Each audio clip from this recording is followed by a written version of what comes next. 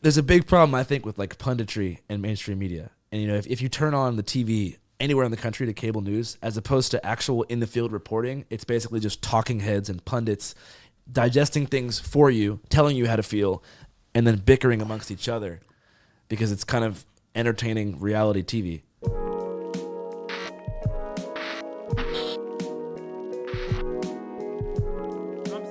And lastly, but not least, Andrew is here. You can come in, Andrew, if you want. Andrew is in the building. Andrew Callaghan, ladies and gentlemen. Returning guest, one of the most sought-after guests of all time. What's up, chat? Andrew Callaghan in the building.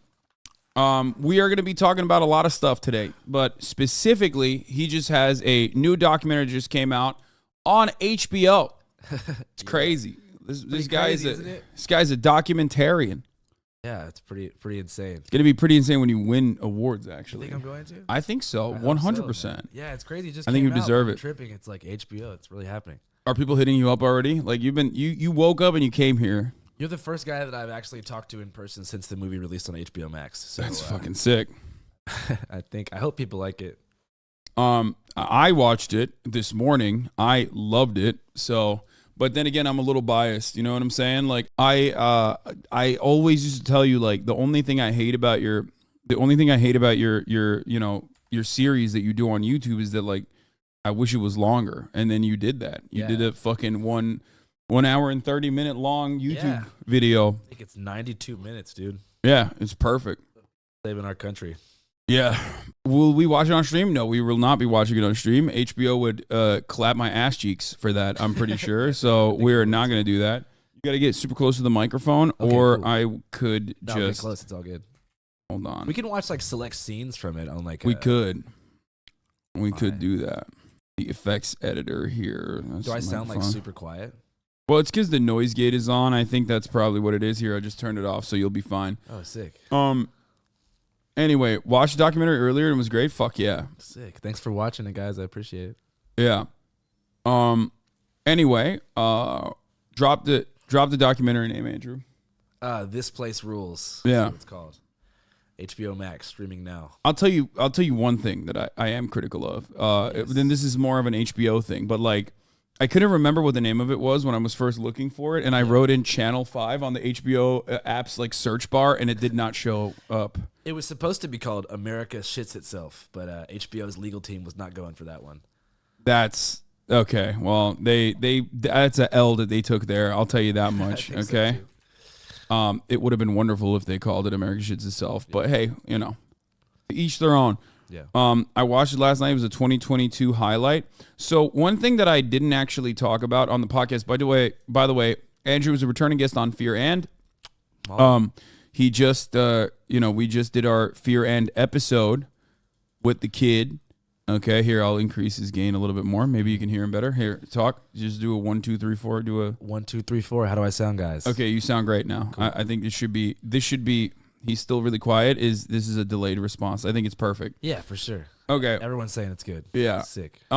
So was Will there? Yes, Will actually surprisingly made it last second. I thought Will was not going to be on as a guest and it was going to be a one-on-one interview, but Will literally did make it. So, people are spoiling it in the fucking chat. The twist with the QAnon guy. It's all good, man. Okay. Oh, you're talking about Pedo Dave. Yeah, Pedo Dave. Yeah, dude, that was fucking wild. Is he cold? Take your jacket off, man. It is cold in here. I blast the AC in here pretty fucking hardcore today. No, but the Pedo Dave scene is definitely the hardest I've ever had to film. Yeah. Because he had a gun on his waist during that Chris Hansen moment that I pulled off. Now he's spoiling the fucking documentary and he's spoiling the podcast because we talked a lot about this. Well, I don't know what I'm supposed to not say because we just had some sick ass conversations. I know we had a lot of great combos earlier. Obviously, the podcast will be out on Monday. Fear and on the paywalled side, we dove a little bit deep into Andrew's Patreon and paywalled content that we watch behind our paywall at patreon.com/fearand. But fucking Will almost threw up during that piss scene. Yeah, it was incredible. We made Will eat a burrito while watching some of his uncensored content, and I think Will's a changed man. Yeah. Anyway, so we'll do that. Can you ask about a possible UK release? Wait. Yeah, so right now HBO is in the process of like selling the movie to different countries and different distributors. So it should be available in Europe and in Canada like within a few months, but it's going to be just US for most of the winter. The Pope died? The old one. Oh. Yeah, this is like boring. Yeah, whatever. I mean, he was old. The multiple self-sucking accidents changed him. Yeah. He is why Will's a changed man, is he? He did too much self-sucking. Anyway, I'm gonna blast off here, okay? We're gonna blast off real quick before we normally do it. No parasocialist update for you guys. No personal news update other than the fact that I watched James Cameron's Avatar Way of the Water last night and it was fucking it was excellent. I loved it. Really? Avatar? Are you a James Cameron head? No. Not really a James Cameron head, but I thought the first Avatar movie was all right. I loved the first Avatar movie because it made me want to be Na'vi so bad, and it also like made me want to fuck the aliens really bad. Yeah, that was definitely a thing I was thinking. This time I didn't want to fuck the aliens as much, but I still want and I didn't even want to be Na'vi that badly this time. Aren't to be honest, they saying that movie's like racist? Is that what they're saying? Some indigenous people have actually gotten mad at the movie's release again. But I mean, it is what it is. I liked it. It was a fun movie. Any sort of movie that has like tribal or indigenous indigenous cultural infusion is going to draw ire from indigenous populations who are, of course, victim to genocide and are in dire.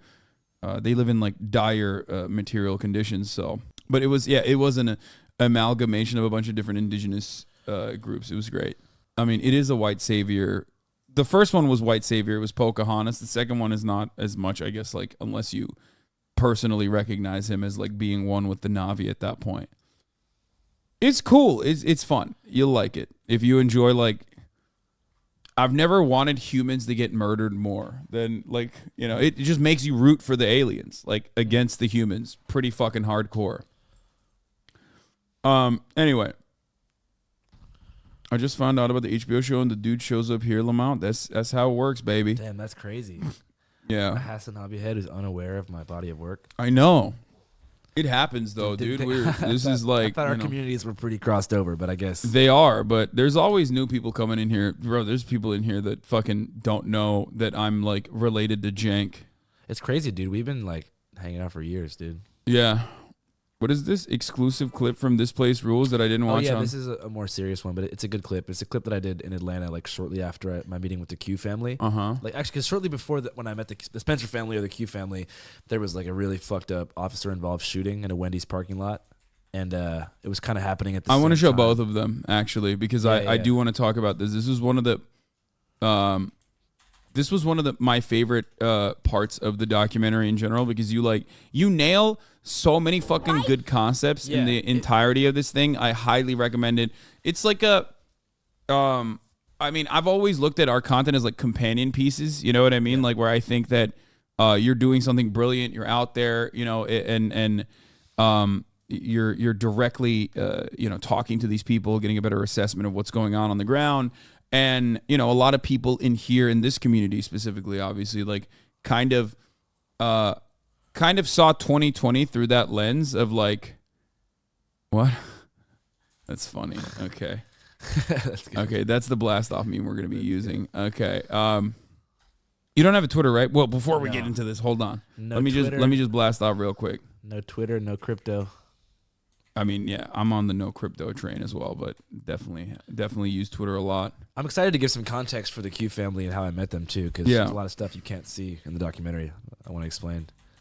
Okay. Also, it's already top of the hour, but obviously we're not going to do the ad break here because I just started. But I don't know what part of the planet is now in the new year. I wonder.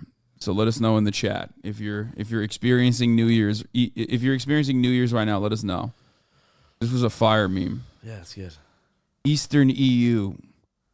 Okay. Blast off. This is what I do normally. So every broadcast when I first start, I'll do like the intro music and stuff like that, and then after that I'll talk about my personal news about like what's going on, what I watched, all this shit.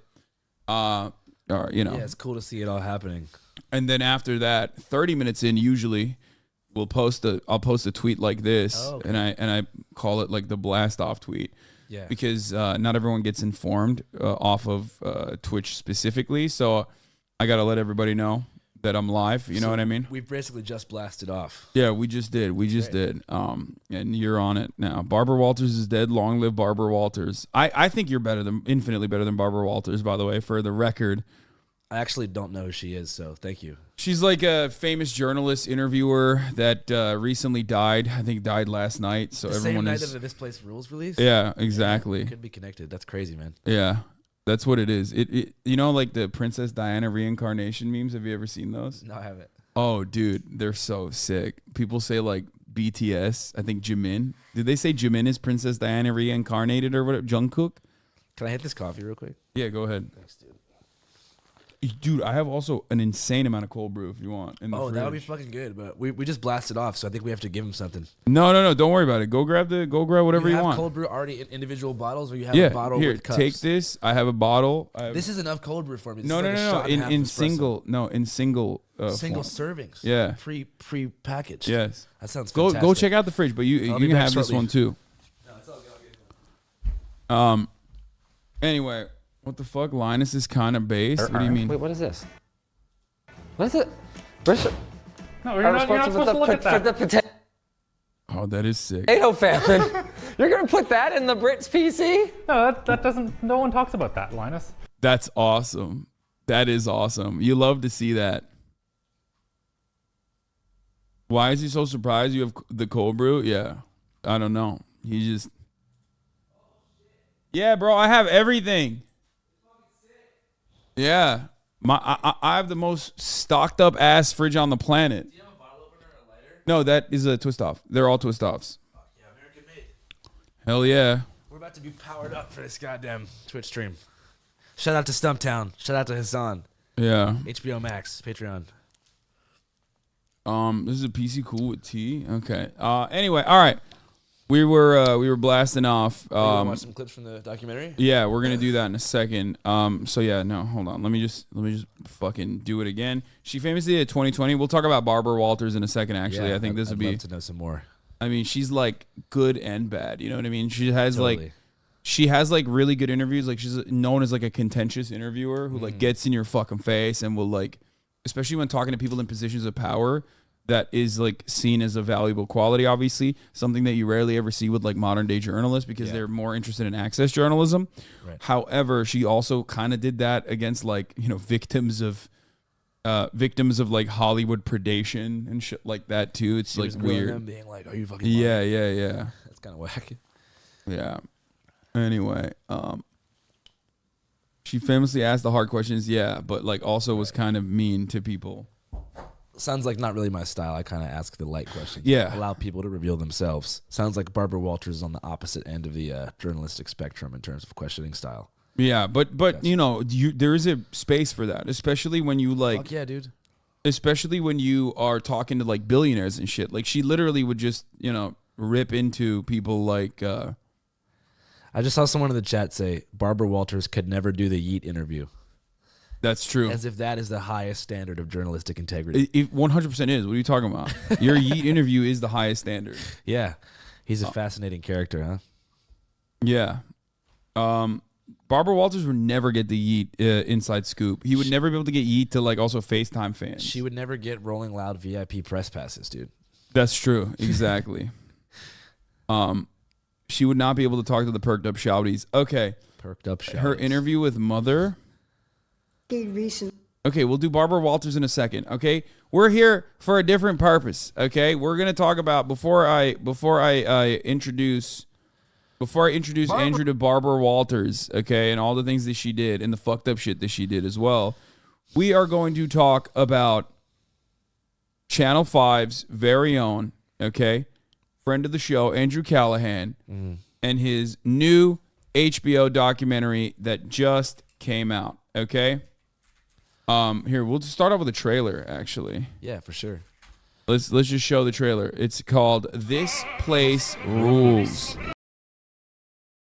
98% of the media have a leftist agenda. Oh my God, she was fucking insane. Spoiler: she's a rapper. Yeah. And people say that I have a sixth sense for finding rappers, but she actually found me and started rapping. But she said she learned to rap because she was a substitute teacher in the hood. Yeah. And that's how she was able to connect with her students, which to me is so fucking funny. It's such a white person thing to say, to be like, that's the only way I could talk to these black kids. Like, it's like they're like a different fucking breed or something. Yeah. You psycho. Anyway, Andrew, is Jonah Hill pretty cool? We're gonna talk about all that. Stop asking questions. No more fielding questions to Andrew for now. Animal, human clones. This is the best part. There's so many good parts. Yeah, I think don't know. individually, it's like top 3. God, the fucking. I think the I'm gonna start a conversation at the end of commune. the If you film need anything, Yeah. you get it. So yeah, This Place Rules is out on HBO. And I watched it earlier this morning, and it was fucking awesome. Okay, Thanks, one thing I will say is I actually hate when I see like callbacks to 2020. When I see it on like movies, like oh, it's the pandemic. Like Glass Onion, which just came out on Netflix. It's the second part of like the murder mystery to Knives Out, starring Daniel Craig. Had a lot of those components in it. Like they were all like wearing masks and stuff, and it like made me cringe. This, on the other hand, did not make me cringe. It was it showed the mania of 2020 perfectly. Yeah. I would say. Well, thank you. I tried to make it retrospective in a way that was like examining it from now, as opposed to trying to recreate like fervor and panic of that period of time. Yeah. Also, it's not really about January 6th specifically. It's about like the lead up and the undercurrents of that time that are still very much present and active today. So we tried to do as much as we could to like make it relevant. But at the same time, I would have preferred the movie came out, to be honest, like, a year and a half, 2 years ago. But making a long feature like this with an actual production company, and it takes a long time. It's definitely it was a change, but I'm excited about it. Yeah.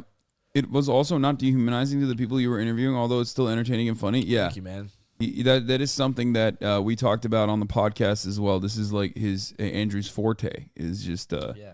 Did you see the scene with my little cousin, my 8-year-old cousin? Yeah. That was my favorite part. I love your uncle being like, don't do any of that fucking weird shit. That's a real voice message from Yeah. my Uncle Jeff. Which is so funny. He's do like, not take don't my son to a Q rally. Yeah, don't do any of that fucking weird shit. No furries, nothing. That was great. Yeah.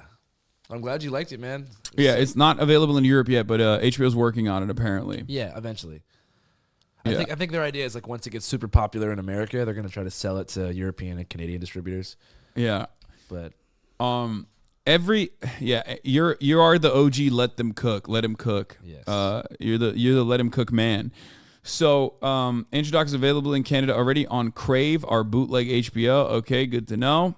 Anyway, it is wild to see your career. As Cool Bivens points out, it's insane to see how far you've come since I found Quarter Confessions. You deserve all the praise, man. Congrats, for real. Thanks. It is wild. Only a couple years ago you were doing that. I made my first video in the December of 2018. So we started. That's like pretty much when I started doing Twitch. It's been about 4 years. Yeah, that's crazy. Yeah, that's crazy. You were like the first streamer that I actually thought was tight. Oh, thank you. Yeah. And now that you know more streamers, you know that is firmly the truth. I still basically just know you. But yeah. Ask him about his sex life on the road. Why are you such a pervert, dude? Are you okay? That's so whack. Take an hour off, Sex chatter. life on the I'm road. spraying you with fucking water. 2 shows a night. Yeah, fucking weirdo. Okay. All right, so This Place Rules came out. I watched this morning. I fucking loved it. Okay, there are a lot. I've always, like I said before, I've always seen like Andrew's content as like a perfect companion piece to what I do here on the stream as well. Like reaching out to people in ways that I never could imagine or do. He's a brilliant interviewer, not contentious, does a really good job of like showcasing people's like true beliefs and perspectives in a way that, still doesn't work to like do propaganda for them either. Yeah. You know what I mean? Which is part of the reason why I think they get mad at you afterwards. Who in particular? Alex Jones got mad at you. Yeah, for sure. Yeah. It is hard though, 'cause you can't really fit this movie into a particular box. And that's why the CNN interview with Don Lemon was so awkward. We're gonna get to that in a second. But before we talk about the CNN interview, I want to show one of the incredible dualities that you pointed out to in the American experience within the docuseries or within the documentary itself. First, we're going to talk about the Q family. Okay. So to clarify, this is a family that I met outside of the Georgia governor's house. It was during a protest during the Stop the Steal movement. They were outside of his house demanding that he overturn the election results because, as you know, Georgia was a blue state in 2020. So this is outside of his house. Fun fact, this is an event where the keynote speakers at this small rally were Alex Jones and Nick Fuentes.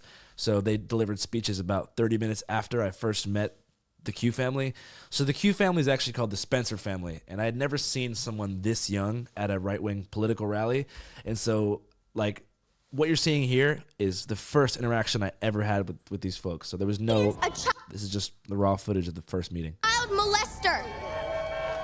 And he kidnaps children and does horrible things to them. Just like Hillary Clinton and Obama, who made the virus. The virus is man-made. It doesn't exist. Kids need to be put back in school. The people who are pulling the strings is the Italian Vatican. They actually are reptilian bloodlines from another planet. They're basically robots. And the evil people that are there, such as the Rothschilds, who suck blood out of children to get...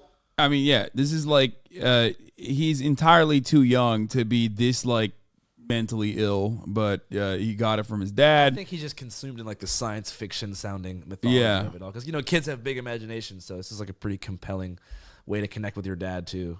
Yeah. Like, they don't like play catch together. They just like sit around and talk about deep state cabals. Yeah, I mean, their form of bonding. Exactly. You get into whatever your father's into, and unfortunately, the dad is into like really the awful shit. What's funny though is he wasn't before, you know, like 3 months prior. So it only took a few months for his dad Brandon to be fully consumed in the Q sphere.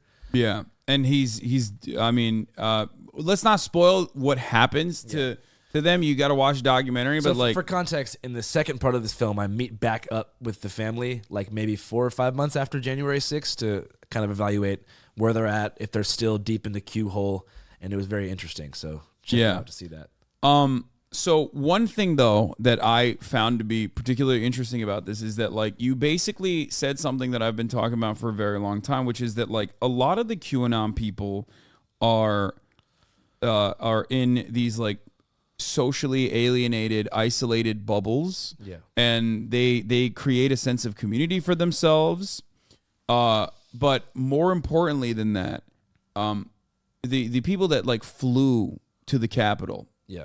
To do January 6th, to like, you know, to do the insurrection. Like those people, this is a hobby for them. Yeah. Whereas this part of the this part that I thought was like really interesting because you showcase it right next to one another. People protesting police brutality in their towns. And like so the reason this kind of came together is because the Q family doesn't live in like the bumfuck sticks of middle of nowhere type vibes. They actually live in Atlanta proper. On their block, like they have Trump flags and QAnon flags and shit, but every other house on their block has like no human is illegal, water is a human right. Those yard signs, like they're on a pretty heavy like a Joe Brandon block. Yeah. And so they're pretty much half a mile away from like most of the projects that are in South Atlanta. And so right before I met them, there was this officer involved deadly shooting of Rashard Brooks. And so I kind of just abandoned like my Stop the Steal beat for about 3 or 4 days and just kind of dived into this world. So let's take a look. Everybody tired of everything. We tired of sitting in the house. We tired of getting fed lies, bullshit. Yeah, for a lot of people living in these conditions, like it doesn't matter if Joe Brandon is a president or Donald Trump is a president. Right. They're poor, so it like nobody gives a fuck. Nobody gives a fuck about their living conditions at all. And I think for me, this scene had to be in the documentary. Just to show that, like, outside of the world of like mainstream media, echo chambers and outrage cycles and culture wars that are being like propagated online and voting booths, there is actually like continuous real life concerns like systematic inequality and poverty that will continue regardless of who the president is and have continued for hundreds of years and beyond. Yeah. And so it's like you have to also frame that like this isn't a leftist thing. Yeah. You know what I'm saying? Whereas the Stop the Steal movement is in fact a conservative right-wing political movement. There's nothing necessarily political about poverty. And that's it is a product of American politics in the sense that like, but it transcends beyond like political ideology for sure. Democrat or Republican, like everyone should want people to not live in the projects. Yeah, well, but also the reason why it transcends beyond politics is because both parties are kind of to the right with respect to like how they treat poor people and how they treat poverty but the in optics general. are very much not centrist. Yeah.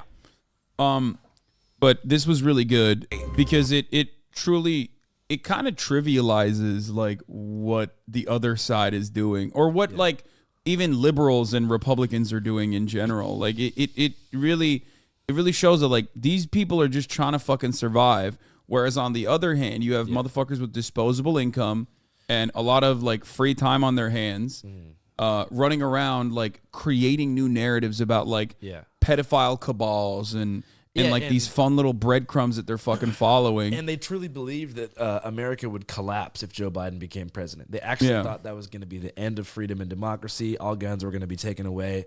Their lives would just become shitty. When in reality, their lives didn't really change that much. Yeah, at all. As a matter of fact, like not even remotely. Maybe like the ones that sell Trump T-shirts, those guys like can't sell as many. So.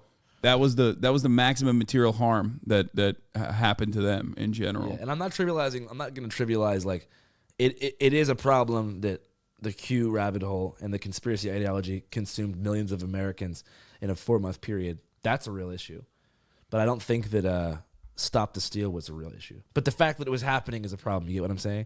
Yeah. So like it's no, I understand. I'm just saying that like, look. That's why it's the MLK take of, you know, for those accustomed to a lifetime of privilege, equality feels like oppression. But like for a lot of these people that are definitely like middle class, firmly in the middle class, or even like in the lower middle class, right? They still are living in excellent conditions in comparison to what you would consider like developing nation conditions that a lot of people in this country are subjected to, especially in the South. Like poor black neighborhoods are in dire situations, well, right? Right here in LA too. Yeah, even here in LA. And the reality for them is just dramatically different. Yeah. And what I mean by that is like if you're fine, if you're like in a relatively good, relatively decent shape, maybe you're struggling to make ends meet ultimately, but like not extremely poor in the way that these people are, you're basically looking for new fun hobbies. And I think that's why they like pick up political hobbyism in this regard. Yeah. Because there isn't anything that you can like truly grab onto. There's no mechanism of pushback. There's no like adequate way to like get your legislators to do the things that you want them to do that will like truly make your life better, like healthcare. You know what I mean? No one's going to give that to you, right? It's just not going to happen. Democrats are not going to give that to you. Republicans don't even give a shit. So if you're living in the fucking suburbs, you like look for new political movements that are fun and interactive, and QAnon was that for so many people. And a lot of the people who are into QAnon are oftentimes underprivileged. A lot of these people are like poor white people who like, you know, lost their fucking job due to automation or something like that, and then they get this conspiracy framework to latch onto, and then they end up spending their last dollars on going to like Michael Flynn conferences and shit like that. Yeah, it's really fucked up. It's crazy, but you know, it's all fucked up. It's all bad. Yeah. The only person who can make the word about it, God. It's to me. Hell yeah. Some people are tapped out of the political battle because they feel, I mean, both of these people, in my opinion, are not engaging in the real political battle. And both of them are not engaging in the real political battle because they recognize their maybe they don't directly recognize their powerlessness, like, because the dudes in the projects, they recognize their powerlessness. Yeah. They recognize that the system is just like completely fucked and against them. Whereas I feel like the Spencer family also kind of internalizes that powerlessness, but they have no like real vector of anger to direct it towards. So that's why Trump was so successful. Like he he basically turned your anger that you feel at all times at any given point into frustration of the elites that are liberal, that have designed society in this way to fuck you over and fuck you over in ways like by allowing gay people to cohabitate it's spaces. All just the same shit as like programming fear into a large group of people. Yeah. Knowing what their insecurities are, capitalizing on them, turning them into the Spencer family for their own gain. And liberals certainly play a role in this as well. And outlets that are otherwise liberal also play a role in this as well, I think. Mainstream media outlets, they are pretty much all centrists, center right, I would say. And they create the same outrage machine, which is just, like I said, based upon selling ads and maintaining 24-hour news cycles full of what I wanted to say on CNN, which I couldn't say because it was 6 o'clock in the morning. And I had no idea I was going to even be asked about Enrique Tarrio. There's a big problem, I think, with like punditry and mainstream media. And if you turn on the TV anywhere in the country to cable news, as opposed to actual in the field reporting, it's basically just talking heads and pundits digesting things for you, telling you how to feel, and then bickering amongst each other because it's kind of entertaining reality TV. Or even when they do actually do like man on the street shit, oftentimes they basically fucking hyper focus on it with a very liberal slant that I think overlooks the real situation on the ground. Like it's just local news does this all the fucking time. Like local broadcasters are incredibly reactionary, incredibly right wing. So like one of the greatest examples I use all the time is basically that whenever there is like a looting or whenever there is like a situation on the ground, like they'll immediately call it like, oh, these are riots. And instead of looking at like why they're happening and like you did when you went down there, when you went to Minneapolis, right? Instead of trying to understand why people are angry, they go to the business owners. Yeah. And they hear their perspective. It's like, why the fuck do I give a shit about the business owner's point of view? You know what I mean? Like, who cares? But also it's like CNN does, mainstream media does the same shit, where they're like, these are mostly peaceful protests. Whereas protests don't have to be peaceful, you know what I'm saying? Yeah. But you see what I'm saying when I say that it's also center right, because they're obsessed with pushing one narrative versus the other, whereas like a protest can be violent and involve property destruction and still be valid. But there's no mix allowed because it's either this is a pointless riot that is taking place so people can get just free shoes and shit, or like there's no riot happening. Yeah. And it's just such a strange thing, bro. So let's does anyone have the link, the uninterrupted, like unedited link of Andrew having a conversation with Don Lemon? Because I want to watch this again. Andrew on CNN. Let's see if I can find it. Oh, I think someone found it. Here it is. So joining us now is the director, producer, and stars in this documentary called This Place Rules, which debuts on HBO December 30th, Andrew Callaghan. Andrew, I mean, this is a lot. This is a deep dive into this documentary, and there's so much to talk about. I don't believe they had seen the documentary. Yeah, did you send them? No, I mean, I just based upon the question. So bear in mind, this is 7 o'clock in the morning, right? I'm being told they're gonna ask me about me, my life, and the movie. How does it feel to have a movie? What's your name? What can we expect to see? I want you to listen to the first question they ask me here. Here, let's watch About it. here when it comes to who you spent time with, what you saw. But, when it comes to what's happening today, Enrique Tarrio, he was not at the Capitol on the 6th, but he still played a role in this, and he's facing some of the most serious charges that are stemming from that day. What did you see from him as you were shooting this?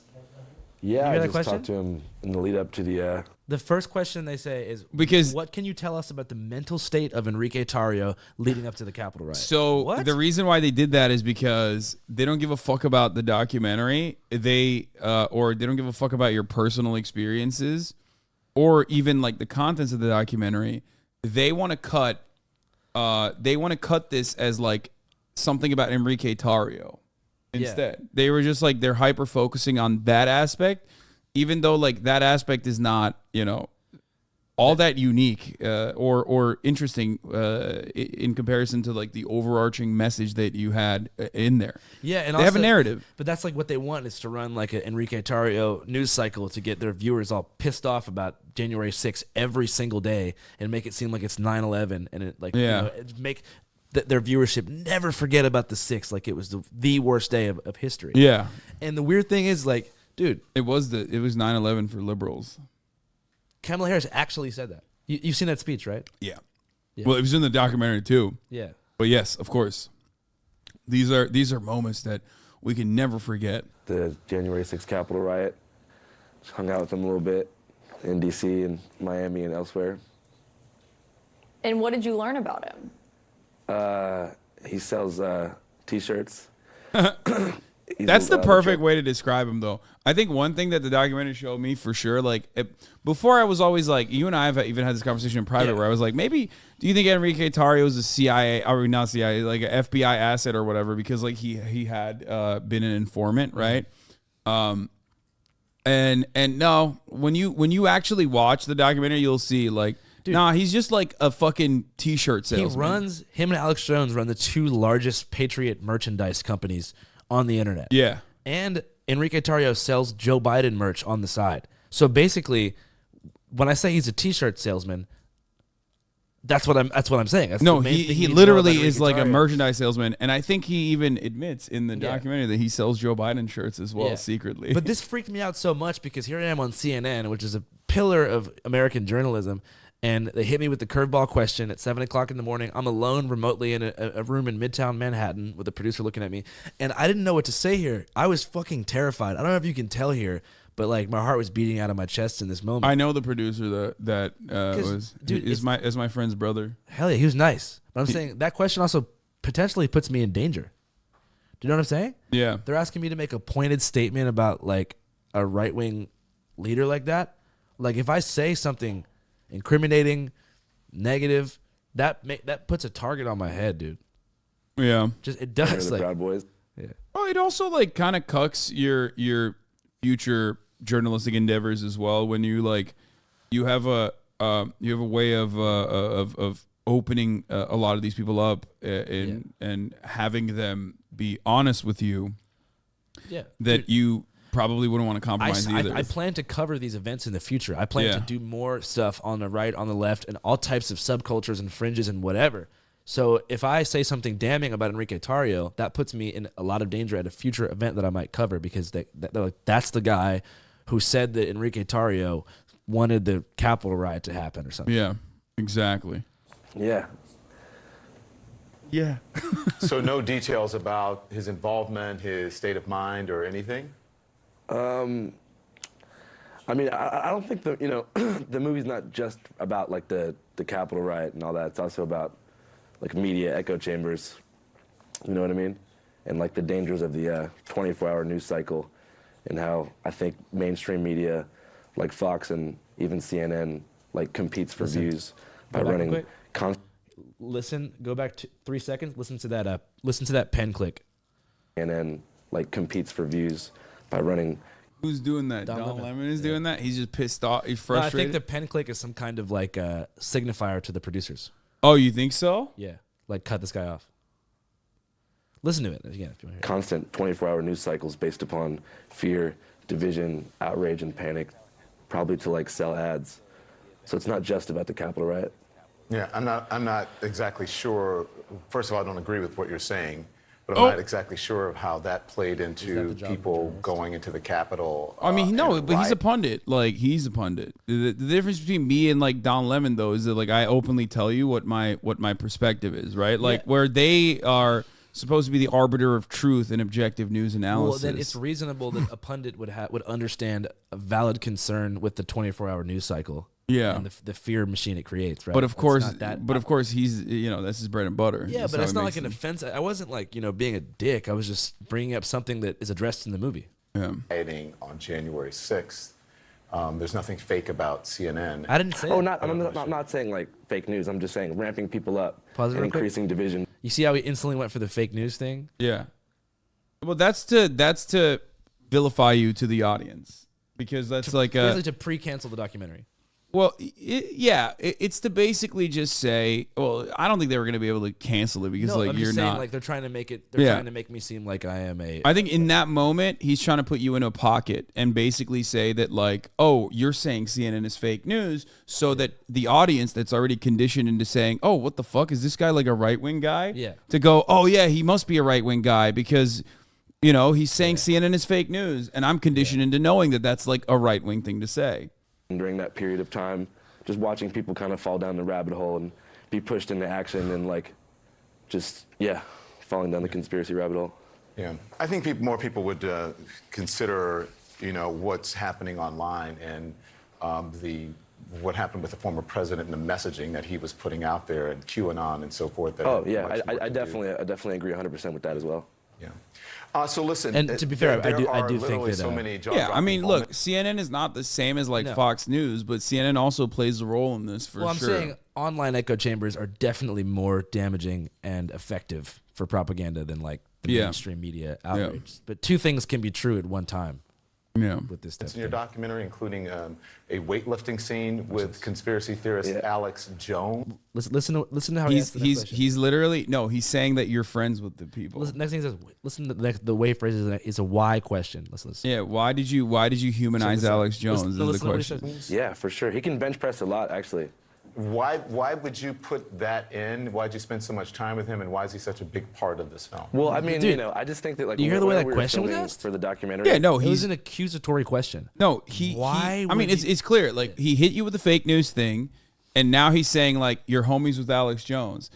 It's done in a way that is like there's like still an out for him to be like, well, I mean, I was just saying like, how does Alex Jones's role in January 6th work? But he's not just asking that.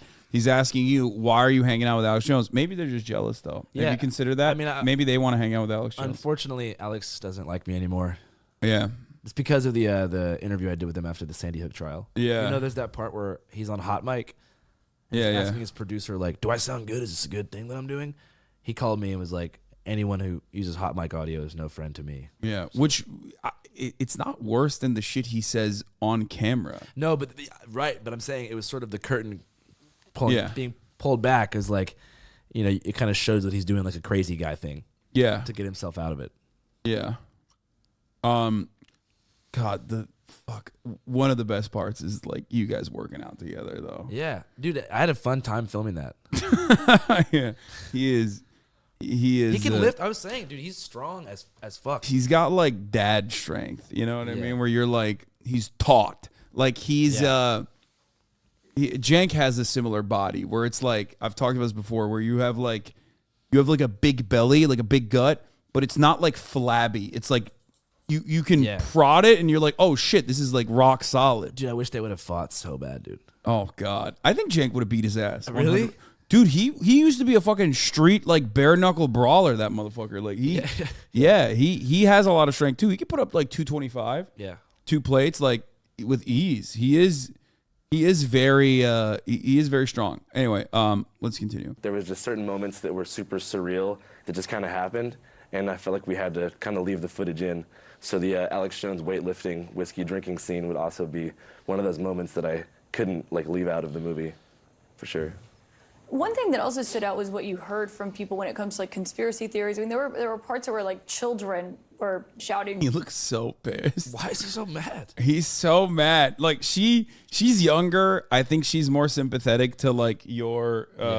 I mean, I've seen her on some panels where she's like also the same like neoliberal like girl boss shit, like doing that stuff. But you know, she does, given her age, she's probably more familiar with your content and like more sympathetic to like the documentary in general, whereas Don is giving up. He's furious, dude. And it's not like I called him out. I just talked about the network that he works at.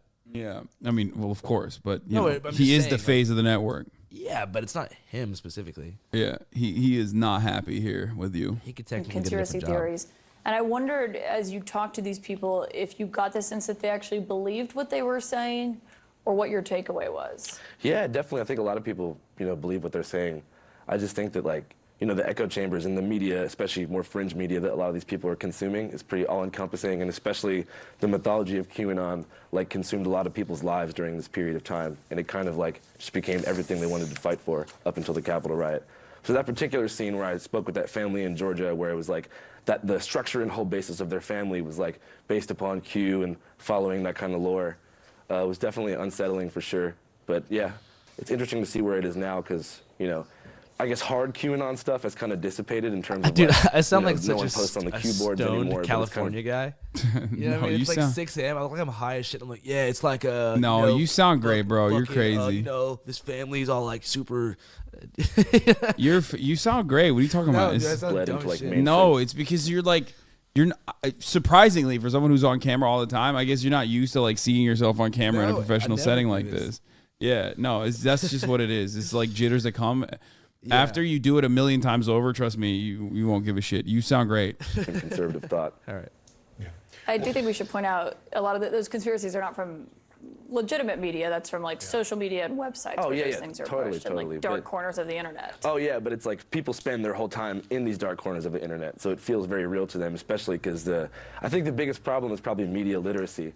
And like taking a lot of this information that's false as fact because of, you're seeing it on Facebook, you're seeing it on Newsmax, you're seeing it on One American News Network, places like that. Yeah. Andrew Callaghan, thank you very much. Best of luck with this. This Place Rules debuts on HBO and streams on HBO Max. That's on December 30th. Yeah. Moving on now. Yeah, they couldn't get the Enrique Tarrio shit out of you, so he was like, oh, fuck this guy. Should have just started crying. Talking about how Enrique Tarrio was like, should have been like, yeah, he's Enrique, a monster. Yeah, I mean, he definitely sucks, but like, like that's my personal assessment. I interviewed him like 2 years ago, man. Like, yeah, it was great overall though. Like, I do hope that it pops off. I don't think did HBO do a lot of marketing around it. I feel like they haven't. No, not really. It's like kind of a sleeper. Which I don't appreciate. I wish they like promoted it more. You know what I mean? Dude, it'll promote itself. If it's good and people like it, no promotion budget can bring it there. I think that, I don't know. A lot of people are talking about it. I hope. I don't know. Yeah, no, I mean, I loved it. We'll see. We'll see what happens. At the same time, too, I barely even care. I'm just like happy to make something on that big of a platform. Like, it's all good. Yeah. There have been a ton of ads. Wait, really? You've seen ads of the documentary? Nah, there's no ads. I haven't seen any ads on the documentary at all. But yeah, it was great. I mean, there's so many good fucking moments in it. One of the things I wanted to, let me see. I put some fucking notes down when I was like watching it too, which was so sick. The Trump blonde lady, like the rapping teacher was awesome. Because like at first I didn't notice that she was like a Trump supporter. So it like caught me by surprise at first. And she was going to say like, I thought she was going to be like a still kind of weird liberal. And then she like, when she turned around and was like, yeah, COVID is fake and all this shit. And I was like, oh my God, like Jesus Christ. One thing to mention that I also loved was the woman who was like, I'm apolitical and Trump is gonna get raped in prison. Oh yeah, that was crazy, dude. Yeah. Yeah, she definitely had the derangement syndrome or whatever. But that's what that is like. I feel like that's almost on the same vein as like the QAnon people. Obviously not to the same degree, of like mania, but like she is a byproduct of consuming too much CNN. Yeah, dude, for sure. And what I mean by that is that like she is not genuinely interested in truly helping in any sort of like emancipatory cause for immigrants, for black people. Andrew, don't hang out with this commie. It's funny. She's not like, these are the same people that like basically now ride for Title 42, which is like a Trump administration era policy, a COVID protection measure, right? That stopped asylum seekers from legally seeking asylum, a human rights abuse, in my opinion. Yeah, well, I mean, she's definitely a victim of the outrage machine for sure, because like, she's not even really politically involved aside from just having this like burning outrage for just Trump as an individual. Yeah. Like not really caring about any deeper systematic problems or actual social issues. Just being like, Trump sucks ass. That's my personality. Yeah, exactly. And there were so many Seattle people were like that. Yeah, so many people were like that. The get back to brunch liberals, right? Like it's normal now. Things are back to normal. Like most liberals, dude. Yeah. Things are totally back to normal. Everyone is back to like their regular order of business, and all of the problems that they were like screaming about, they persist. Yeah. Poverty, the structural violence of poverty still very much exists in the lives of all of those people. Police brutality, still a significant problem in black communities. If anything, it's gotten worse as far as like the amount of if anything, it's gotten worse as far as like the budgets and the way that we analyze the police or the way that we look at the police. Like they use the defund the police movement and the BLM protest to like, they weaponized it against like black people, and now also, cops get bigger budgets than ever, and they still, and people are still saying like, oh, these cities are crime ridden, and it's because we're not respecting cops enough. Dude, when I was in Seattle, I like rented a Camaro or some like super douchebag car just for fun, cause like and my fucking back window got like busted out with a crowbar or some shit. My backpack got stolen, and so I called the cops. I normally don't call the police, but if you file a claim or whatever on a rental car, you can get like refunded. So I just had to file like a basic report talking about what happened. So I called them like, hey, I want to file a report about how like my car got broken into so I can submit this shit to Enterprise to get a refund. And the dispatch guy on the phone was like, well, since they defunded us and everything, like, it's gonna be a lot. I'd be surprised if we get there in a couple hours. Like, you're better off using the online portal, and it takes 4 to 6 weeks. I was like, I fucking know that you could help me right now. Yeah, I know that you just actually are purposely not doing your job to prove a point to your own city, the citizens of Seattle. And I've heard hella stories like that. Like, it's just like it's bullshit. It's fucking bullshit. Like, what do you mean defunded? Like, that's not a thing. Also, one of the other parts about this is like, even before the defund the police movement, like propaganda, the counter propaganda existed, it's not like cops were fucking great at like claims like that anyway. They never did anything. Like anyone whose iPhone has ever been stolen way back in the day when you could just like directly figure out exactly what building the motherfuckers were in. Like I've had my shit stolen at basketball courts and stuff. You know what I mean? It happens. And I know where it is. I know where my fucking phone is. Right? Like, and I want to get it back, but I can't because like, it's not like a cop is ever going to be like, yeah, let's go retrieve your possession. Yeah. It's just not going to happen. It's not a thing that ever happens. You're not getting your shit back. Cops will just tell you, yeah, GG's, good luck. Good luck on your endeavor. Yeah. But to hear them actually pretend like they can't do their job anymore because of the defund the police movement is insane. Like they still have a lot of fucking funding. Yeah. No, they never got defunded. That was a fucking complete lie, but it doesn't matter. Like in Portland, they actually have more funding now. Yeah. No, everywhere around the country, they got more funding than the year prior, and yet they complain and they're just somehow shittier at their jobs than they were already, and they were pretty fucking shitty at their jobs to begin with. So, that's just how it is. But yeah, let's get to Barbara Walters. And but because I don't want to keep you here for super long. I mean, you've already been here for fucking hours doing the podcast and stuff. I'm not doing shit tonight. Like everyone makes a big deal out of New Year's. Yeah, it's kind of like a forced party night. It's like you gotta be somewhere crazy. You have to stay up super fucking late, and you have to have a kiss. I'm like, bro, I'm good on all that. I'm just gonna go to my house. Yeah. I still don't have like any real plans right now. I just want to like be with friends, you know what I mean? So I want to be with like one or two friends. That's what I'm gonna try to figure out. I don't even have any real resolutions because something dope just happened. Yeah, well, this is the perfect time to come up with new resolutions, though. Yeah, what should we do, bro? Well, for me, mine is serving the top of the hour ad break right now. Here's the 3-minute ad break now. Better segues than every other year. That's what one of my New Year's resolutions, baby. The Prime Danky, thank you for the 5, get the subs. Olette86, thank you for the 5. Alpha Josie, thank you for the 5. Gift the subs. See, look, they're rating it. My movie? Look at the chat. No, they're not rating the movie. Oh. So what we do in the chat is I serve a 3-minute ad break at the top of every hour, and then a 1 minute in the middle of the hour. Which that's a secret one though. but they rate the segue depending on like if they like it or not. Yeah. If it was like a good one that like caught them off guard, they give it a 10-10, you know? Cool. And then we have a bot in the chat that tracks it called Top of the Hour Bot compiles all the fucking ratings. That tracks it, compiles all the ratings, and puts it together and gives you like a final rating for the ad segue. Anyway, that's just like really some silly lore from the community. Explaining it makes it sound insane. Yeah, well, serving it and then not fucking explaining it seems a little bit weirder if the entire chat is just like putting numbers out there. Happy New Year from Ireland. Happy New Year to Ireland. Okay, I should have done it anyway. Uh-oh. Oh yeah, this is a New Year's resolution for you, I think. You can do more of this stuff, right? Protest at Drag Queen Story Hour more? Yeah. Stop making my kids gay. We'll look at that in a second. Hold up one moment. My kids are straight.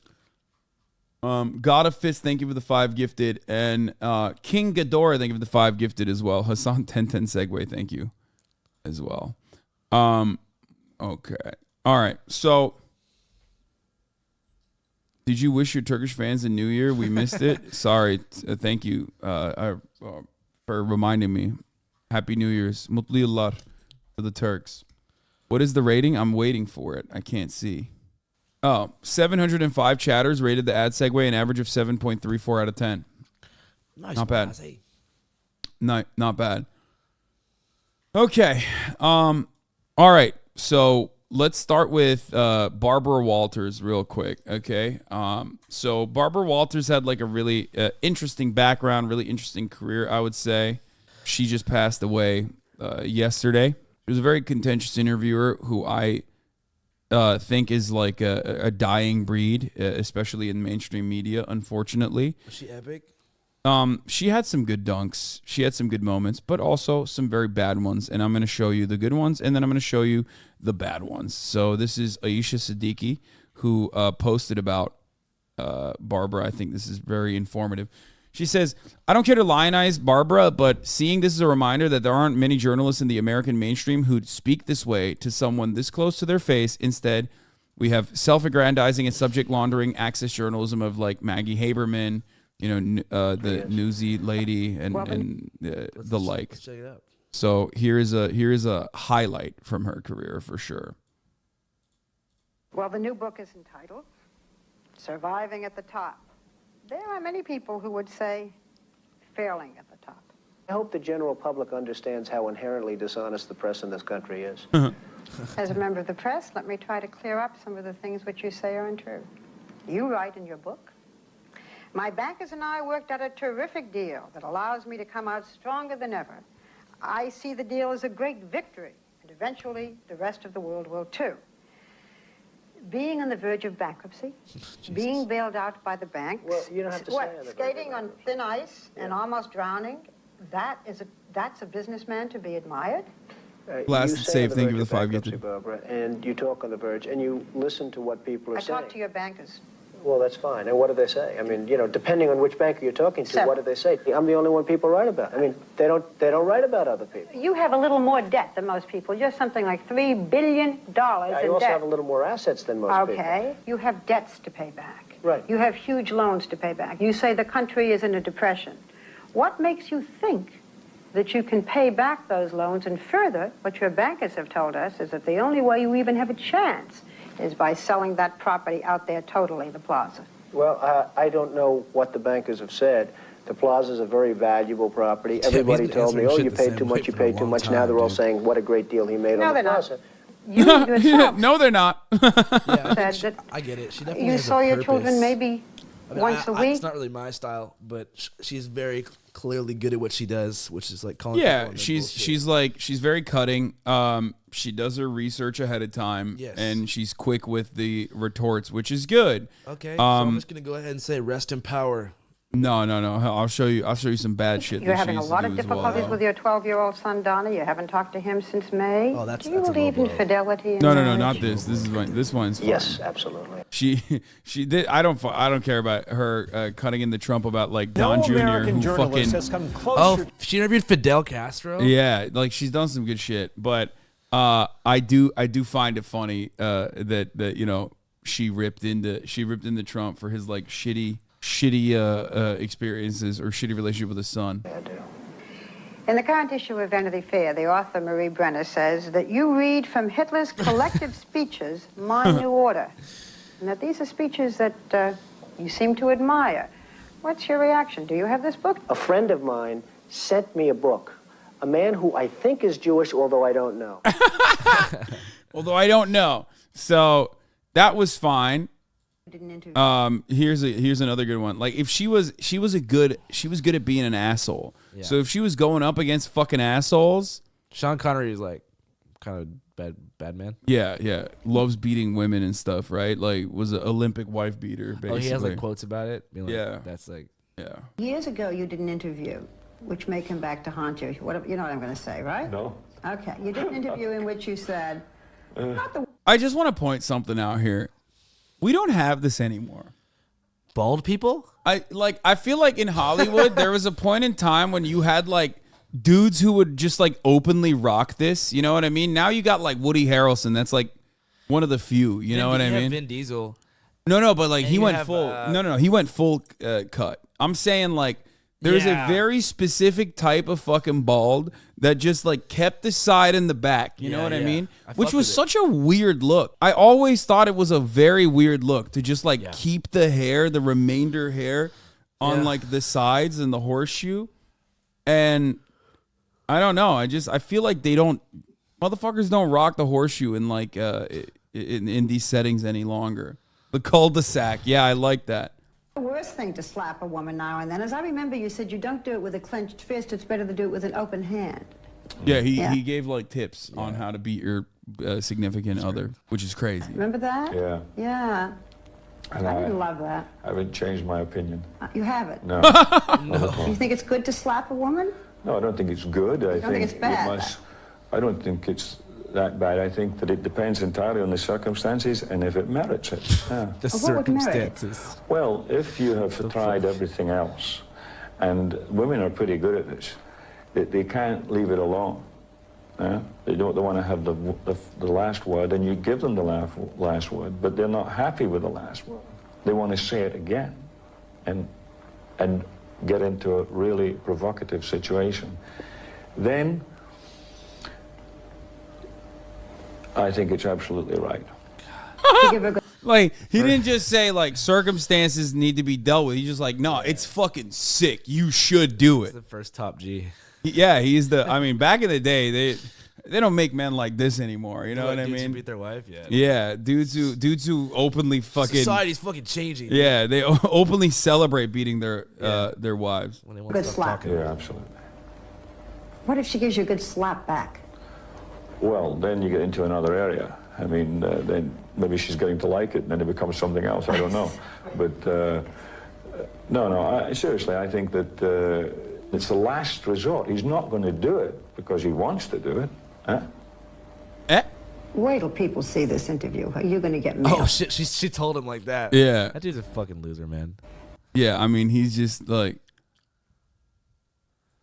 I can't speak to the validity of the site, but I was curious. Found it Libra Stellium. Okay, anyway, this was part of why I said don't lionize her. Where does the site get people's? Oh yeah, people probably fucking yelled at this person, so they deleted the tweet, which sucks. But yeah, no, she was definitely like kind of weird. This is like here. This is not a great.